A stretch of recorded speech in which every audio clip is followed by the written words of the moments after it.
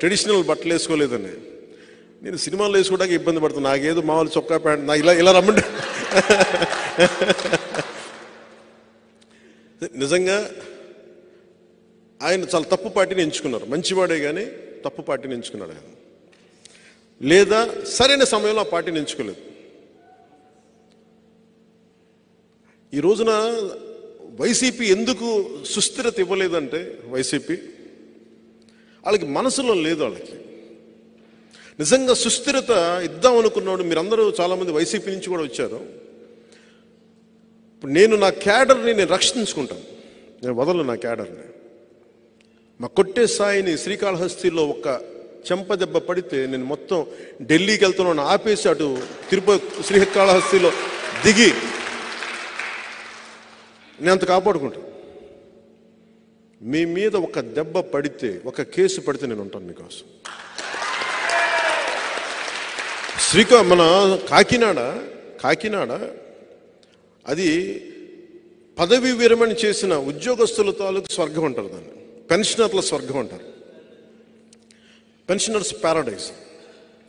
అలాంటిది. ఎందుకంటే మా పెద్దనాన్న, నేను ఎప్పుడు చిన్నప్పుడు ఇప్పుడు రాలేదు కానీ కాకినాడకి, మా పెద్దనాన్న అక్కడే పోస్ట్ మాస్టర్గా పనిచేశాను కాకినాడలో. అలాగే మా వాళ్ళు అందరూ మా బంధువులంతా కోనసీమలో ఉంటారు, మా పెద్దనాన్న పిల్లలంతా. నేను ఎప్పుడు నా మాట పెన్షనర్స్ ప్యారడైజ్ ఉండిపోయింది చిన్నప్పటి నుంచి. అలాంటి పెన్షనర్స్ ప్యారడైజు ఈ రోజున ప్యారడైజ్ ఫర్ గాంజా అయిపోయింది. క్రైమ్ సిండికేట్ పెరిగిపోయింది.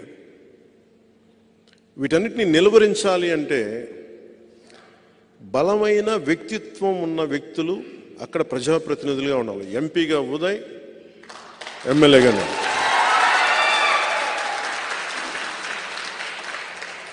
ఈ రోజు నేను చెప్తా ఉన్నా, అన్ని నియోజకవర్గాలు తిరగండి, మొత్తం వెళ్ళండి.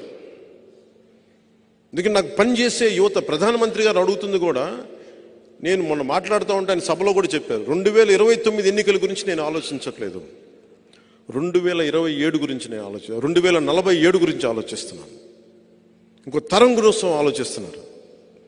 ఆ తరం కోసం ఇప్పుడు ఈ రోజున పుట్టిన బిడ్డలు, 5 ఏళ్ల వయసున్న బిడ్డలు, పుట్టబోయే బిడ్డలు, వాళ్ళ 25 ఏళ్ళు వచ్చేటప్పటికి దేశం సంసిద్ధంగా ఉండాలి, ఉద్యోగాలు రెడీగా ఉండాలి, చదువులకి స్కూళ్ళు రెడీగా ఉండాలి, అసలు వాతావరణం బాగుండాలి, కలుషితం లేని వాతావరణం ఉండాలి. మోదీ గారు ఇలా ఆలోచిస్తున్నారు. ఆయన ఆలోచనకి ధీటుగా మన వంతు మనం కృషి చేసేలాగా యువ నాయకత్వం చాలా అవసరం.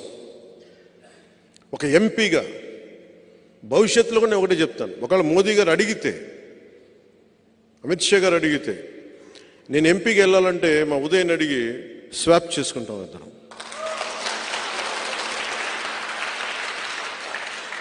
ఈ రోజున మీకు అందరికీ ఇది మాట ఇస్తున్నాను, పిఠాపురం ఎమ్మెల్యేగా నేను పోటీ చేస్తున్నాను, కాకినాడ ఎంపీగా ఉదయ్ గారు పోటీ చేయబోతున్నారు.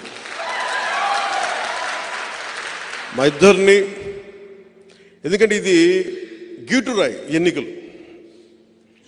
నిజంగా దశాబ్దం తర్వాత నేను నోరు తెరిచి అడుగుతున్నాను, ఓట్లు వేయమండి, ఓట్లు వేయండి, నాకు నేను హక్కు సంపాదించుకున్నాను. 2019లో కూడా నేను చాలా ధాటిగా ధీటుగా అడగలేదు ఓటేయండి, ఎందుకంటే నాకు మనసు చెప్తా ఉంది, ఇంకా నువ్వు పని చేయి.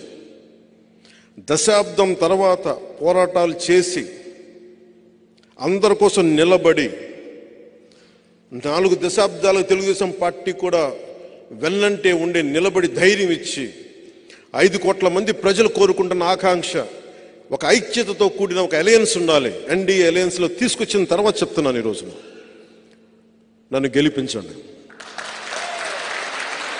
చేతులెత్తి నేను అడగట్లేదు, ఆర్థిస్తున్నాను.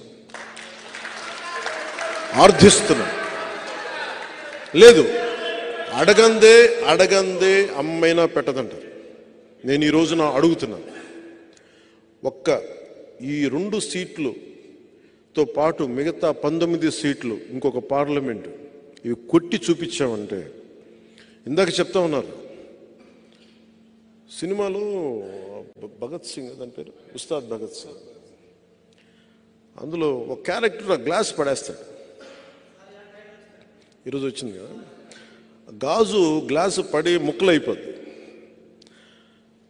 షూటింగ్ చేస్తున్నప్పుడు అడిగా, ఎందుకు రాసామంటే, లేదు మీరు అందరు మీ మీద మీరు ఓడిపోయారు అంటే ఒకటే చెప్పాను నేను,